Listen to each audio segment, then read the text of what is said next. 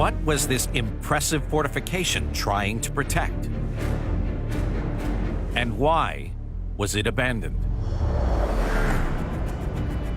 In 1900, in the center of New York City, millionaire businessman Francis Bannerman VI runs a successful military surplus empire.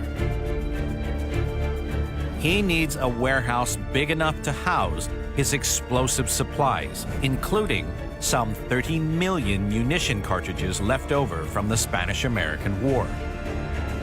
The city did not want him to store black powder there because it's very, very volatile, and just a small cup could blow up an entire building. 50 miles up the Hudson River from New York City is the solution: Polypel Island. Bannerman buys the rocky land for $600 and creates a series of structures to house his dangerous supplies, which evolve into this mighty fortress, Bannerman's Island Arsenal, better known as Bannerman's Castle. It is close enough to New York to carry on business and where his lethal catalog of goods won't pose a threat. Placing his own unique stamp on the island, Bannerman turns his hand to design. He was an amateur architect. There were no blueprints. He actually drew on napkins and on paper. And when he built something, he said, "I want you to build it up to here." And if he didn't like it, he would say, "Brick it up and put another window in or something." And the whole place was built like that. His building methods are anything but ordinary.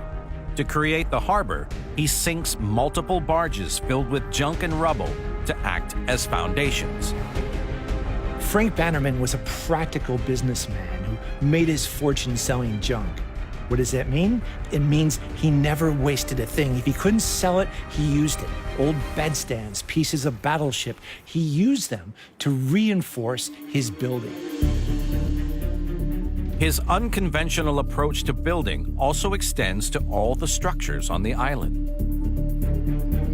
When you think about the way this building's actually been put together, which is a complete mishmash of all kinds of different materials, with a bit of brick and a very thin layer of concrete actually surrounding that, I mean, that sounds questionable enough for someone to live in or to reside in, but then you put explosives in there, and I think that that's, quite frankly, a terrible idea.